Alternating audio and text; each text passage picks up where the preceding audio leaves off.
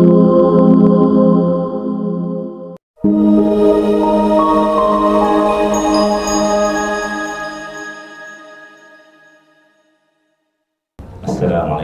warahmatullahi wabarakatuh.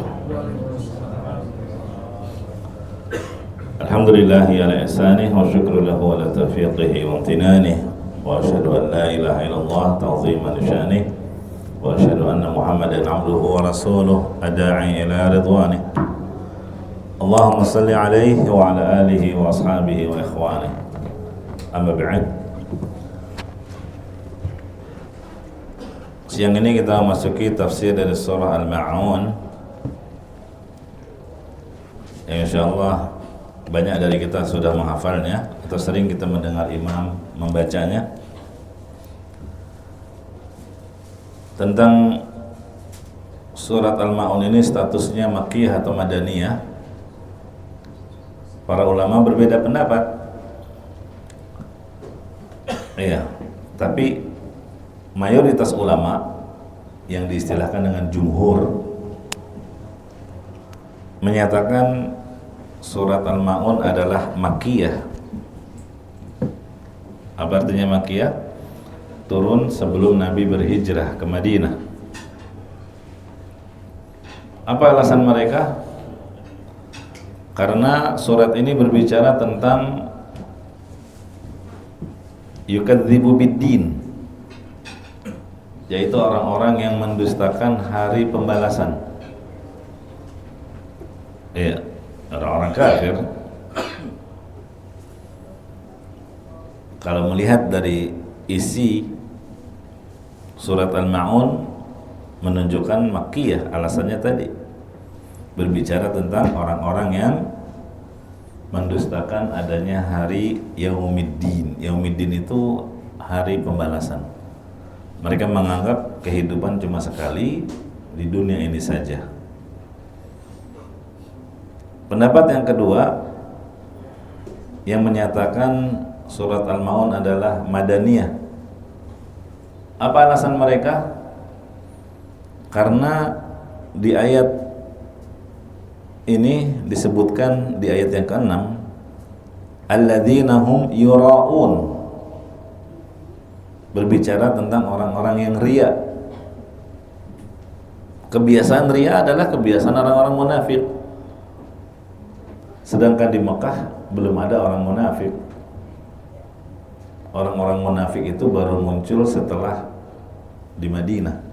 Ya, setelah Nabi SAW hijrah ke Madinah, tepatnya setelah peristiwa perang Badar, baru muncul orang-orang munafikin. Itu alasan yang mengatakan Al-Ma'un adalah Madaniyah. Dan pendapat yang ketiga mengatakan separuhnya surat Al-Ma'un itu Makkiyah dan separuhnya lagi Madaniyah.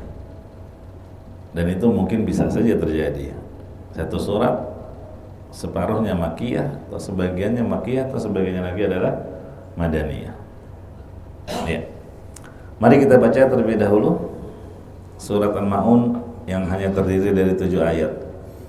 Ikuti saya. A'udzu billahi minasy syaithanir rajim. A'udzu billahi minasy syaithanir rajim. Bismillahirrahmanirrahim.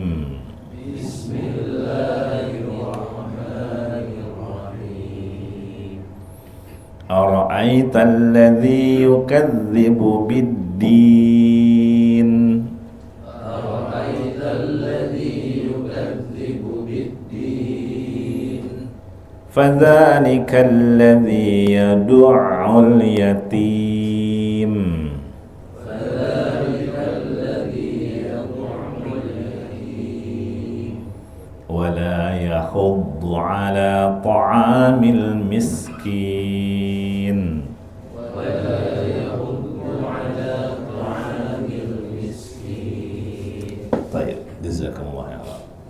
Ara'aita alladhi yukadzibu biddin.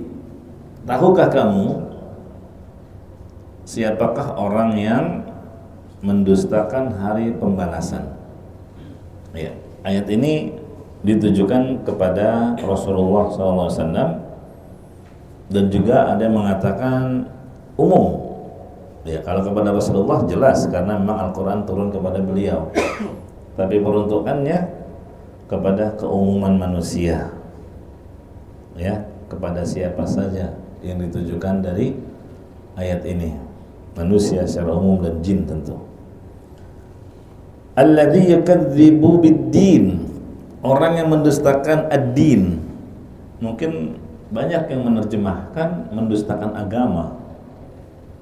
Ad-din memang diantara maknanya adalah agama, tapi yang dimaksud ad-din di ayat ini kata para ulama tafsir adalah al-jaza. Ad-din dalam bahasa Arab al-jaza, balasan. Maliki yaumiddin artinya apa? Allah adalah raja pada hari pembalasan. Iya. Jadi jamaah rahimakumullah, ini adalah orang-orang musyrikin, kafirin, mendustakan adanya hari pembalasan. Mereka menganggap mustahil. Man yahyil idham wa hiya ramim. Siapa yang bisa menghidupkan kembali jasad yang sudah menjadi tulang belulang, hancur, bahkan lumat dengan tanah? Ya. Itu di surat Yasin ayat 78. Di surat Al-Waqiah juga, atau di surat As-Saffat juga. Aidza mitna wa kunna turaba wa idhama a inna lamab'utsun. Apakah kalau kami sudah mati terus sudah menjadi tanah dan sudah menjadi tulang belulang, apakah benar-benar kami akan dibangkitkan kembali?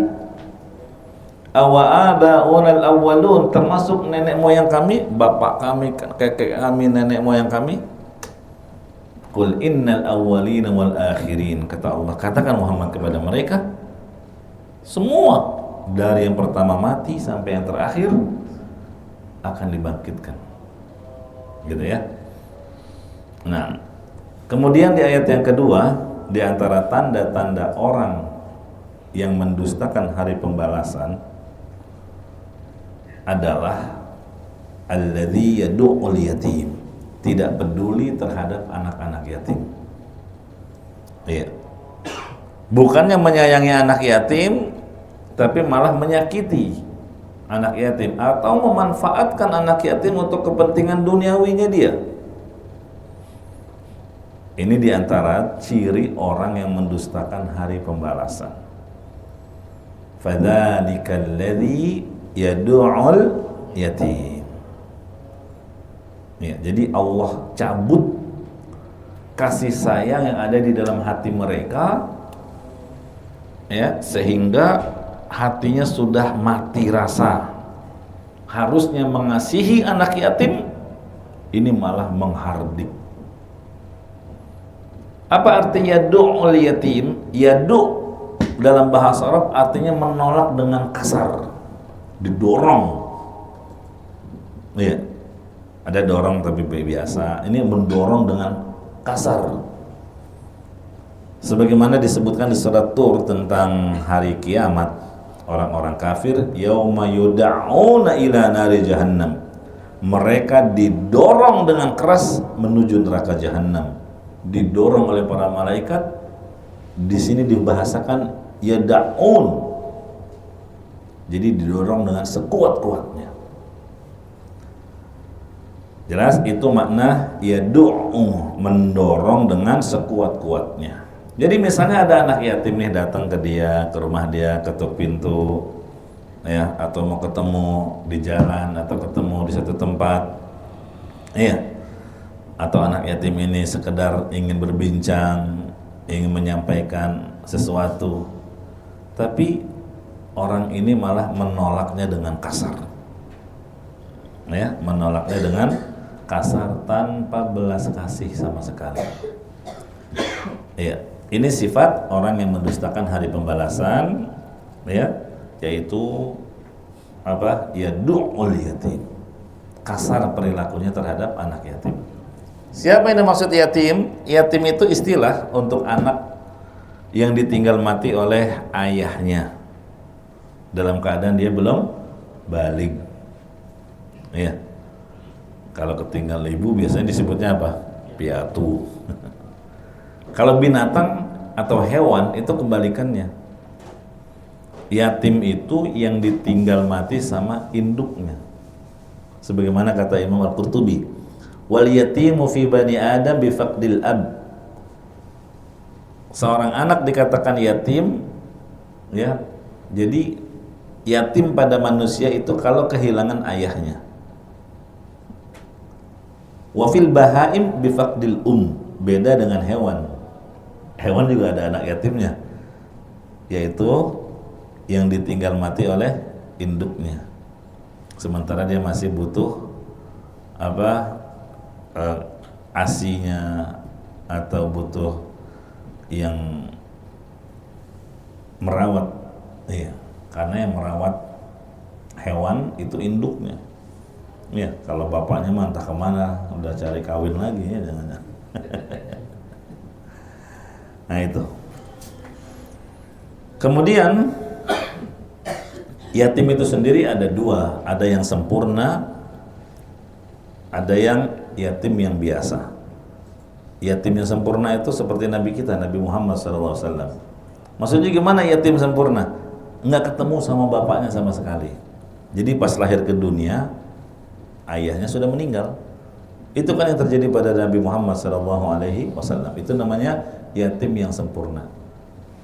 Ada sebagian anak yatim tapi sempat digendong bapaknya, sempat diajak main di usia 1 tahun, ya, atau lebih dari itu. Tapi kemudian belum dia mencapai balik dewasa, bapaknya meninggal. Itu juga yatim, tapi itu masih lebih ringan. Ya. Jemaah rahimani wa rahimakumullah. Ini ciri yang pertama yang Allah sebutkan di antara tanda-tanda orang mendustakan hari pembalasan, yaitu tidak berbuat baik kepada anak yatim. Padahal Nabi memotivasi kita berbuat baiklah kepada anak yatim. Bahkan Nabi SAW memotivasi, ana wa kafilul yatim kahatain, aku dan orang yang menyantuni anak yatim seperti ini, seperti jari telunjuk dengan jari tengah. Menunjukkan apa? Kedekatannya dengan Rasulullah di akhirat. Nah, sedangkan mereka kebalikannya, yadu'ul yatim. Yang kedua, wala yakhuddu ala ta'amil miskin. Ini ciri yang kedua yang disebutkan sifat orang yang mendustakan hari pembalasan, yaitu tidak memotivasi orang untuk membantu orang miskin. Ya. Jangankan dirinya membantu, sekedar motivasi saja, mendorong, mengajak, enggak mau dia. Nah, berarti kita kalau wah saya mau sih bantu fakir miskin, tapi gimana ya, perekonomian saya juga jadi lagi lemah, ya nggak ada kesanggupan. Ya sudah, kalau kamu nggak bisa, ya ajak orang-orang. Kamu bisa membuat suatu kegiatan yang memotivasi orang, mengumpulkan orang kaya, atau kamu memfasilitasi mereka untuk apa? Mengadakan kegiatan-kegiatan yang bermanfaat untuk orang-orang miskin, gitu ya. Nah, itu pahalanya sama seperti mereka yang telah memberikan donasi. Nah, ini ciri yang kedua. Jadi apa? Dia pelit, ya, nggak mau membantu orang miskin dengan memberikan makanan atau kebutuhan lainnya. Nabi SAW bersabda, la yajtami'u syuh wal iman fi qalbi 'abdin abada. Sifat bakhil, pelit, kikir tidak akan berkumpul dalam hati orang yang beriman. Jadi ibarat iman dan kikir, iman dan bakhil itu seperti air dan minyak, nggak mungkin kumpul dalam satu hati. Itu kata Nabi SAW. Orang yang pelit, enggan sedekah, perhitungan, tidak mau memotivasi orang bahkan untuk memberi makan orang miskin, ini menandakan imannya terhadap hari pembalasan sangat kurang. Ya, seakan-akan dia yakin Allah tidak akan membalas. Padahal jamaah rahimakumullah, kata Nabi SAW, mana kasas sadaqatun min mal. Harta kita nggak bakal berkurang dengan sebab bersedekah, membantu orang miskin, nggak akan nggak berkurang. Memang kalau nominalnya sih berkurang, tapi hakikatnya bertambah. Iya.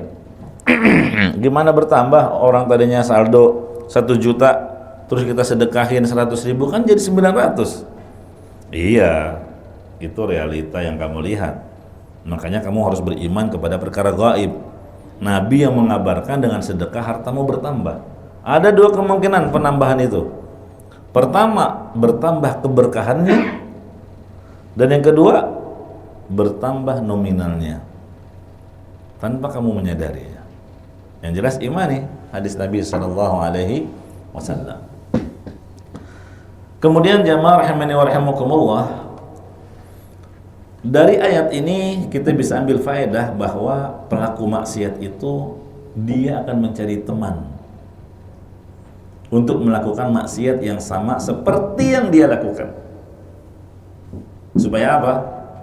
Ya supaya nantinya di akhirat nggak cuma dia yang dihukum, supaya nanti nggak cuma dia yang dicela, nggak hanya dia yang terhina, tapi ada teman-temannya yang lain, gitu ya. Nah, begitu juga dengan orang yang pelit, orang yang bakhil. Kalau dia melihat orang-orang di sekelilingnya adalah dermawan, maka dia akan memandang dirinya rendah dan hina, dan dia akan dicela oleh orang-orang yang ada di sekitarnya. Makanya dia nggak suka kalau ada orang yang memiliki sifat dermawan, sehingga digunjing, diomong, macam-macam. Ini sifat yang kedua, sifat orang yang mendustakan hari pembalasan, yaitu tidak pernah menganjurkan orang lain untuk memberi makan orang miskin. Nah, makanya kalau kita orang yang beriman, ya kasih, apalagi tetangga, kalau kita tahu orang miskin, sering nggak kita kasih makanan, ngasih sesuatu ke mereka, ya. Jangan sampai perut kita kenyang sementara dia kelaparan. Itu kata Nabi SAW, laisal mu'min, bukan orang yang beriman yang perutnya kenyang sendirian sementara tetangganya menahan kelaparan. Bahkan dalam hukum Islam kan katanya pencuri potong tangan tuh. Kalau ternyata si pelaku pencuri ini mencuri tetangga, ya, rumahnya, ketahuan, ini nanti di pengadilan ditanya dulu apa dasar perbuatan dia ini mencuri tetangganya. Kalau diketahui karena kelaparan, sedangkan tetangga rumah yang dia curi itu kaya raya dan berkecukupan, ini tidak ditegakkan hukum potong tangan. Kenapa? Karena dia punya hak. Justru yang kaya inilah yang akan tercela. Iya. Nah, jadi nggak mesti setiap pencuri langsung potong tangan, kejam sekali itu hukum Islam. Enggak, ada prosesnya. Ada nisab barang yang dia curi, apa sebab si pencuri ini mencuri, terus di mana letak barang yang dia letakkan. Ini menjadi sebab-sebab, ya, orang itu apa? Tidak terkena sanksi potong tangan karena perbuatannya mencuri. Iya. Itu sifat yang kedua. Kita lanjutkan. Ikuti saya lagi. Fawailul lil musallin. Fawailul lil musallin. Alladzina hum an salatihim sahun. Alladzina hum an salatihim sahun. Ini sifat yang ketiga. Bahkan diancam dengan wail. Wail itu nama lembah di neraka jahanam yang sangat dalam bagi orang-orang yang sholat. Tapi yang seperti apa? Jangan berhenti di sini, ya. Nggak boleh kita baca ayat surat Al-Ma'un dipenggal, tapi sampai ayat fawailul lil musallin, Allahu Akbar. Nah, ini nggak boleh, ya. Boleh sih memang membagi satu surat menjadi 2 bagian, di rakaat pertama sebagian, di rakaat kedua sebagian yang lain, tapi ada aturannya. Termasuk yang nggak boleh tuh ini. Ya, kalau begitu orang yang sholat malah diancam neraka wail. Ya mendingan nggak sholat kalau gitu. Nah, bukan itu maknanya. Ada kelanjutannya yang seperti apa sholatnya? Alladzina hum an salatihim sahun, yaitu orang-orang yang sahun. Sahun itu artinya lupa sebetulnya. Ya, lalai termasuk juga. Kalau kebanyakan diartikan lalai. Iya. Gimana lalai dalam sholat? Hatinya nggak khusyuk, pikiran entah kemana. Iya. Sampai kadang sering kali lupa rokaat, lupa bacaan. Termasuk sahun adalah sholat tapi sudah keluar waktu tanpa ada uzur syar'i. Iya. Itu jangan dibiasain, sholat sudah keluar waktu. Itu kebiasaan orang-orang munafik. Ya. Makanya di antara 9 syarat sahnya sholat, yang paling harus diprioritaskan waktu. Jangan sampai ada mengerjakan sholat sudah keluar waktu. Sholat maghrib udah di waktu isya, sholat asar udah waktu maghrib, ini bahaya. Ya, kalau tanpa uzur nggak sah. Sholat yang dikerjakan sudah keluar waktu, sebagaimana nggak sah sholat yang dikerjakan belum masuk waktu. Ya. Nah, kemudian termasuk juga adalah menunda-nunda sholat sampai penghujung waktu. Misal zuhur ke asar kan lama tuh 3 jam. Ya, apalagi ibu-ibu nih biasanya waktunya memang panjang kalau ibu-ibu. Kenapa? Karena nggak ada keharusan berjamaah di masjid. Beda dengan laki-laki harus berjamaah ke masjid di awal waktu. Kalau ibu-ibu apalagi ada kesibukan kerjaan rumah, nanti aja lah saya sholatnya jam 1. Boleh aja, itu masih waktu ikhtiari namanya. Atau nantilah jam 2, boleh aja. Tapi kalau jam 2.45, seperempat jam lagi udah mau asar, ini yang termasuk sahun. Ya. Makanya sebagian ulama ada yang berpendapat, gimana perempuan kalau di hari itu dia masuk waktu zuhur masih suci, tapi dia menunda sholat nantilah jam 1 karena memang dia masih sibuk, masih gerah, capek kerja, ya melayani ngurus rumah. Ternyata 12:30 dia ke kamar mandi haid. Iya, ada yang berpendapat berarti nanti di saat dia suci dia harus qadha sholat zuhurnya itu. Ada yang berpendapat demikian. Ya, walaupun kebanyakan ulama mengatakan tidak, kecuali sampai sahun tadi. Ya, sengaja dia tunda sampai sudah mau habis waktu zuhur, 15 menit lagi menjelang asar, ternyata dia ke kamar mandi mau wudu dan dia dapati darah haid keluar. Yang seperti inilah nanti ketika dia suci dia harus apa? Mengqadha salat zuhur yang tadi belum dia kerjakan. Jelas? Nah, jamaah rahimani wa rahimakumullah,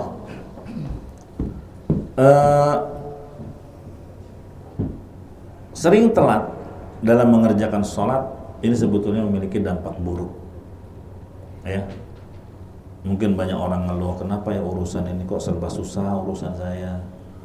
Ya, telat rezekinya, telat dikabulkannya doa, telat sembuh dari penyakit, ya, telat rezeki, telat paham terhadap ilmu agama.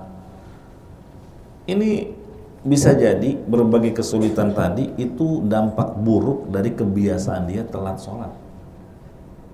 Ya, apalagi Nabi SAW mengancam, la yazalu qaumun yatakharun hatta yuakhirahumullah. Orang yang terbiasa telat sholat nanti akan dihukum oleh Allah telat juga dalam segala urusannya. Ya. Nah, sebetulnya bukan cuma sholat sih, yang namanya telat itu identik dengan hal yang buruk, identik dengan negatif, ya kan? Ada dampaknya. Telat makan, apa dampaknya? Ya kan, asam lambung naik. Ya, telat tidur, akibatnya apa? Rusaknya mood. Ya. Telat nikah, apa akibatnya? Sulit dapat momongan. Ya. Telat masuk kerja, wah ini ya kena SP. Tapi dari sekian banyak keterlambatan tadi, ada satu jenis telat yang jauh lebih berbahaya. Apa itu? Telat mengerjakan sholat. Itulah yang diancam dalam ayat ini. Fawailul lil musallin. Bahkan bisa jadi telat juga masuk surganya. Kenapa telat masuk surga? Ya mampir dulu ke neraka. Kan diancam dengan wail tadi.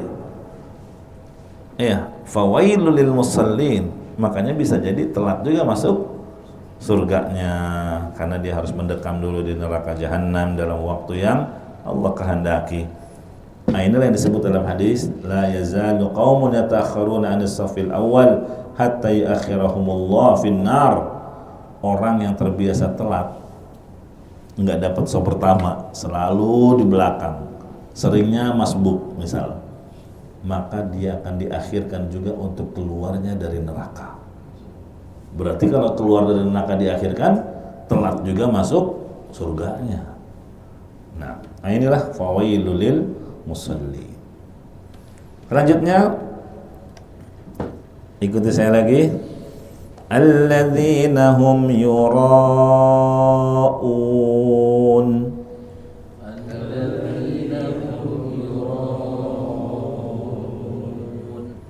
Wa yamna'unal ma'un.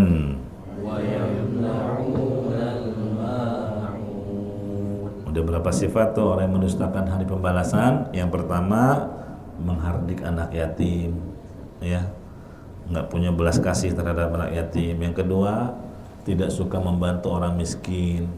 Jangankan dirinya, memotivasi orang untuk ngasih bantuan aja nggak pernah.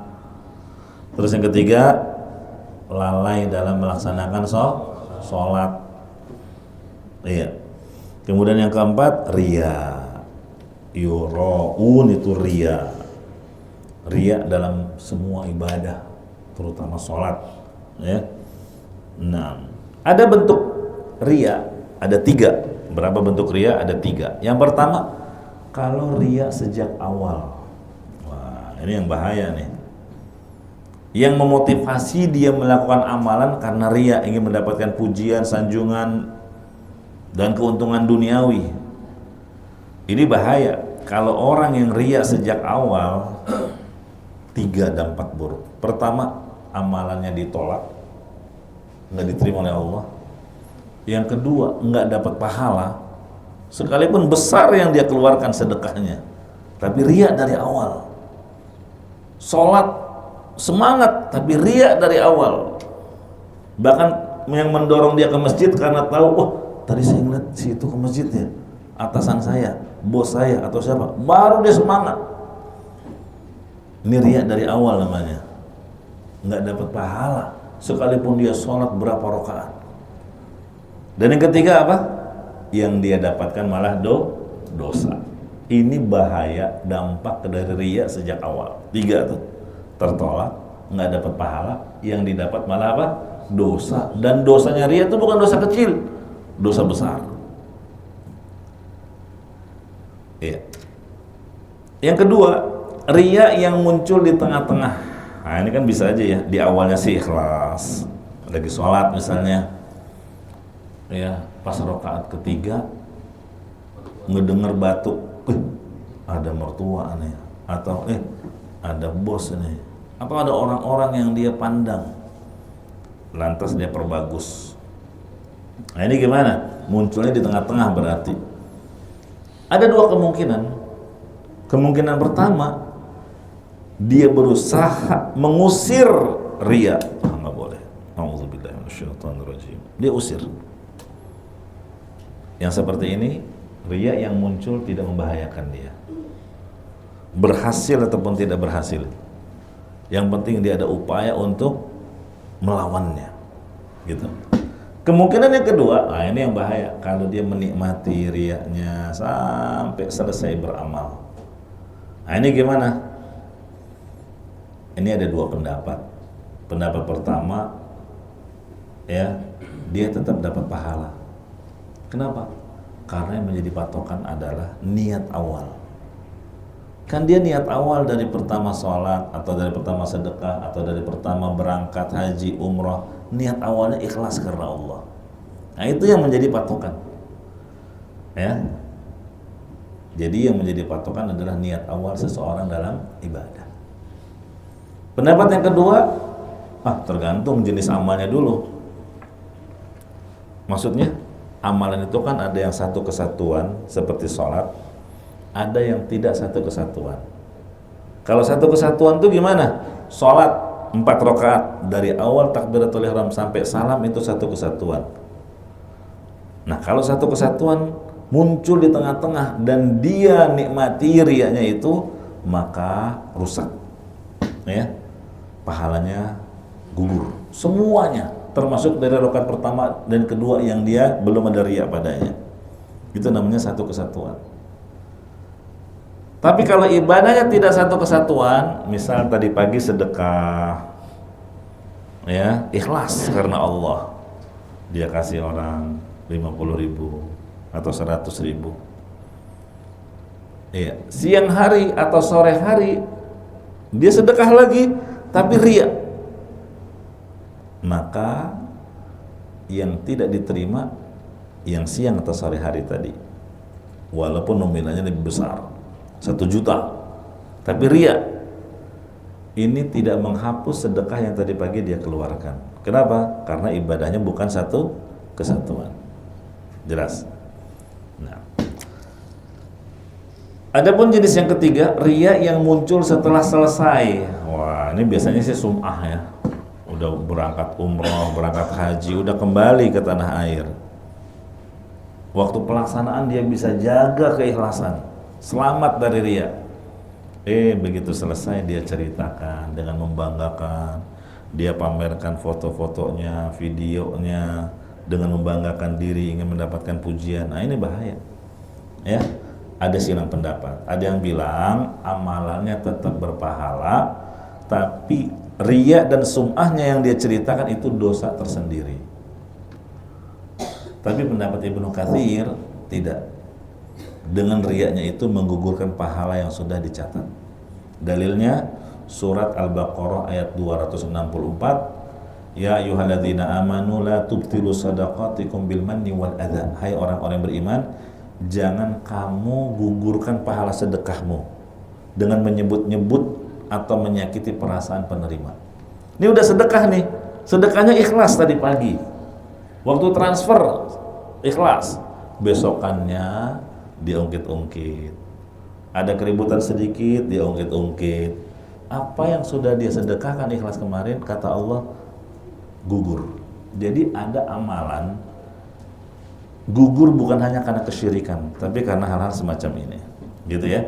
Nah, itu sifat yang keempat, ya, alladzina hum yura'un. Dan yang terakhir, wa yamna'unal ma'un, enggan menolong dengan memberi sesuatu barang yang sebetulnya barang itu nggak begitu bernilai, atau istilahnya gampangnya apa? Nggak mau minjemin. Misal tetangga ngetok-ngetok mau pinjem tang, atau minjem obeng, atau minjem alat-alat semacam itulah. Nggak usah lah, nanti nggak balik lagi. Iya, nggak dipinjemin. Iya, padahal dijanji nanti setelah selesai saya akan kembalikan. Ini tang, obeng kan nggak begitu bernilai. Iya. Atau ada tetangga butuh ember, ya, karena kebetulan dia mati lampu sehingga nggak ada air, dia minta minjem ember untuk ngambil dari satu tempat untuk ngisi ke bak rumahnya, juga nggak dipinjemin. Ini namanya ma'un, wa yamna'unal ma'un. Ini saking apa? Sifat pelitnya dia yang luar biasa, ya, sampai sesuatu yang remeh pun nggak mau dia pinjemin. Orang butuh sesuatu, pulpen misalnya, ya, mau minjem nggak dikasih.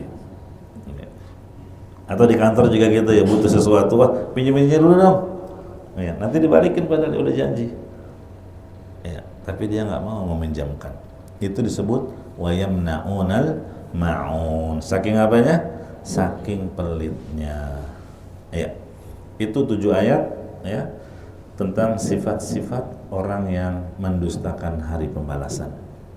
Berarti jamaah rahimakumullah, keimanan terhadap hari pembalasan itu mempengaruhi amalan seseorang. Kenapa mereka buruk akhlaknya terhadap anak yatim, menghardik anak yatim? Kenapa mereka bakhil, pelit sampai sedemikian rupa, nggak mau bantu orang miskin, nggak mau ngasih makan anak orang miskin? Jawabannya apa? Karena mereka tidak meyakini akan ada balasannya di akhirat. Iya. Adapun kita, karena mengimani adanya hari akhir, maka kita terdorong untuk melakukan banyak kebaikan, karena itulah yang akan menolong kita di akhirat sana. Kita yakin sekecil apapun kebaikan yang kita lakukan pasti akan dibalas oleh Allah Subhanahu wa ta'ala. Begitu ya. Nah, mari kita baca sekali lagi. Bismillahirrahmanirrahim. Bismillahirrahmanirrahim. Ara'aital ladzi yukadzibu bid-din.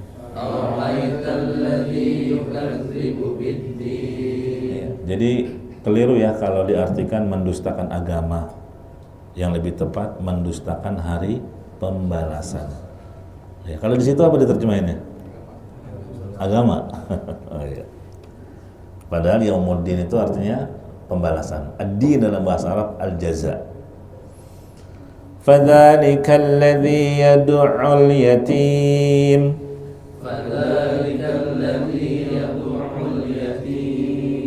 Ini motivasi buat kita. Kalau ada anak yatim, apalagi ada hubungan kerabat, itu kesempatan emas untuk bisa dekat posisimu dengan Nabi di akhirat. Ya, itu aja niatnya. Usap dia, kasih dia bantuan. Nah, ya. Yang terbaik adalah jadikan dia semacam anak angkat. Ya. Walaupun dia tetap tinggal di rumahnya, artinya semua kebutuhannya kita penuhi. Jadi nggak harus dia tinggal sama kita jadi anak angkat, karena bukan mahram. Apalagi kalau ternyata anak yatimnya perempuan, wah semangat dia. Waduh, hati-hati, ada maksud tertentu nanti terselubung. Wala yahuddu ala ta'amil miskin.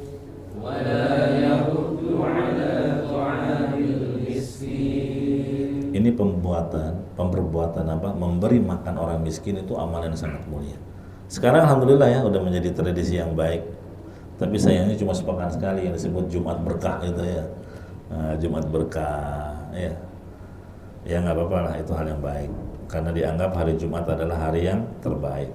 Pahalanya lebih besar memang sedekah yang diberikan di hari Jumat.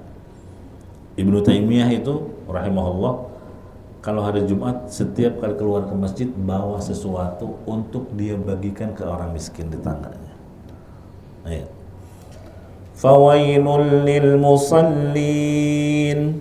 Fawailul lil musallin. Alladzina hum an salatihim sahun.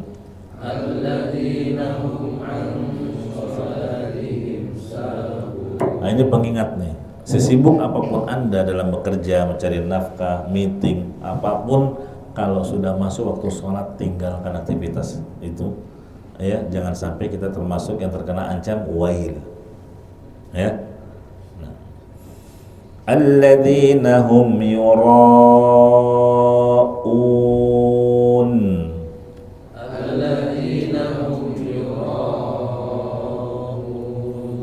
Wa yamna'una al-ma'un. Wa yamna'una al-ma'un. Alhamdulillah. Jazakumullah khairan, barakallahu fikum wa jazakumullah khair. Semoga Allah Subhanahu wa ta'ala memberkahi pertemuan kita ini dan kita bisa mengambil faedah-faedah yang terkandung dalam surat tadi, dan semoga Allah berikan keistiqomahan ya dalam kita belajar dan diberkahi dari apa yang kita sudah pelajari dari ayat-ayat Al-Quran ini. Kurang lebihnya mohon maaf, kita tutup. Subhanakallahumma wa bihamdika asyhadu an la ilaha illa anta astaghfiruka wa atubu ilaik. Walhamdulillahi rabbil alamin. Wassalamualaikum warahmatullahi wabarakatuh.